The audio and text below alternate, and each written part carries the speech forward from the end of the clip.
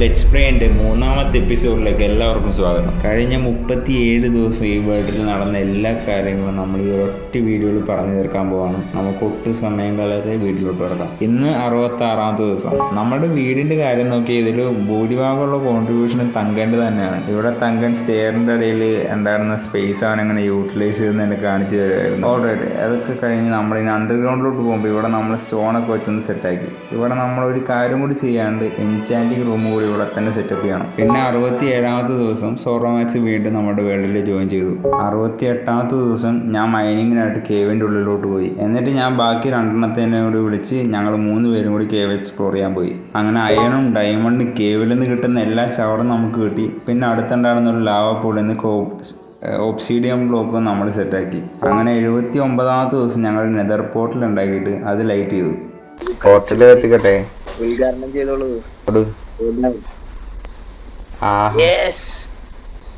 ഞാൻ പിന്നെ നിങ്ങൾ നെതർ പോർട്ടൽ ലൈറ്റ് ചെയ്ത് കഴിഞ്ഞിട്ട് തങ്കൻ എന്തിനൊക്കെയോ പുറത്തോട്ട് പോയി. നെതർ പോർട്ടലിൽ ഒറ്റയ്ക്ക് കയറാൻ എനിക്കൊരു താല്പര്യം ഉണ്ടായിരുന്നില്ല. ഇതേ സമയം സോറോ മാച്ച് മ്യൂട്ടാക്കിയിട്ടാണ് എത്ര നേരം കളിച്ചുകൊണ്ടിരുന്നത്.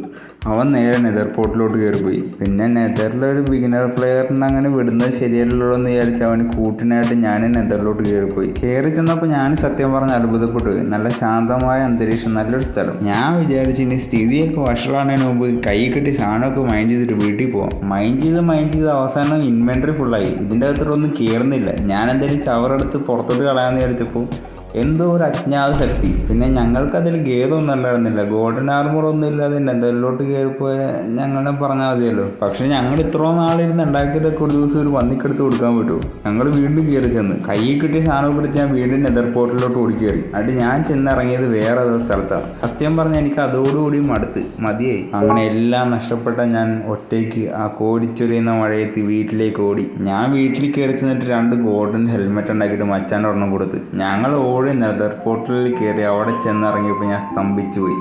ഇനി ഒന്നും തിരിച്ചു കിട്ടില്ലെന്ന് എനിക്ക് മനസ്സിലായി. പക്ഷേ നമ്മൾ അങ്ങനെ ഇങ്ങനൊന്നും വിട്ടുകൊടുക്കത്തില്ല.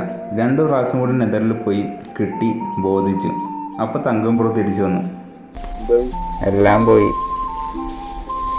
ഉണ്ടായ കഥയൊക്കെ ഞാൻ തങ്കനോട് പറഞ്ഞു കേട്ട് ഞാൻ പറഞ്ഞു, എടാ അതിൻ്റെ ഉള്ളിലോട്ടൊന്നും കയറി പോവല്ലേ. അവനത് കേട്ടില്ല.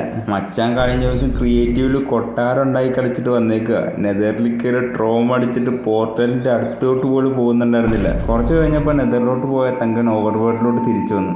പക്ഷെ ആർമർ എടുക്കാൻ മറന്നുപോയി. അങ്ങനെ മറന്നു വെച്ച ആർമർ എടുക്കാൻ തങ്കംപ്രോ വീണ്ടും നെതറിലോട്ട് തിരിച്ചു പോയി. തങ്കംപ്രോൻ്റെ കൂടെ സോറോ മാച്ചും കൂടെ പോയി. അങ്ങനെ 81ാമത്തെ ദിവസം കിരീടവും ചെങ്കോലും സർവ്വസമ്പത്തുകളും നഷ്ടപ്പെട്ട 3 രാജാക്കന്മാരായിട്ട് ഞങ്ങൾ മാറുകയായിരുന്നു സുഹൃത്തുക്കളെ. പിന്നെ എൻ്റെ കയ്യിലുള്ള റെക്കോർഡഡ് ഫൂട്ടേജിൽ 93ാമത്തെ ദിവസമാണ്. അതിൻ്റെ ഇടയിൽ എന്തൊക്കെ നടന്നതെന്ന് എനിക്കൊരു ധാരണയില്ല. എൻ്റെ ഓർമ്മ ശരിയാണെങ്കിൽ ഞാനും തങ്കന് വീടിൻ്റെ ബാക്കിയുള്ള പണിക്കായിട്ട് ഡാർക്ക് ഓക്ക് ലോഗ് തപ്പി ഇറങ്ങിയതാണ്. അങ്ങനെ 95ാമത്തെ ദിവസം തങ്കനൊരു ഔട്ട് പോസ്റ്റ് കാണാനിടയായി. ഇനി ഞങ്ങളുടെ ലക്ഷ്യം എന്ന് വെച്ചാൽ അതിൻ്റെ പൊക്കത്ത് ഇരിക്കുന്ന ലൂട്ട് ചെയ്യുക എന്നുള്ളതാണ്. അങ്ങനെ അരമണിക്കൂറത്തെ പരിശ്രമത്തിന് ശേഷം ഞങ്ങൾ ആ പെട്ടി തുറന്നു. Thank you Minecraft. ഞാൻ അവിടെ നിന്ന് താഴെ ഇറങ്ങിയപ്പോൾ ഒരു ലാമേനെ ഒരു പില്ലേജിട്ട് ടംപ് ചെയ്യുന്നു. മൃഗങ്ങളിനെ ഒരാവശ്യമില്ലാതെ ഉപദ്രവിക്കുന്നത് എനിക്കിഷ്ടമല്ല. അങ്ങനെ എവിടെ നിന്ന് ഇത്രയും വള്ളി പിടിക്കുന്നത് എനിക്ക് ഇപ്പോഴും മനസ്സിലാവുന്നില്ല. അങ്ങനെ അവസാനം പില്ലേജേഴ്സിൻ്റെ കയ്യിൽ നിന്ന് മോചിപ്പിച്ച അലയുടെ കൂടെ ഒരു പട്ടിയും 2 തത്തയായിട്ട് നമ്മൾ വീട്ടിലേക്ക് യാത്ര തിരിച്ചു. വീട്ടിലെത്തിയ ഞാൻ മുകളിലോട്ട് കയറാൻ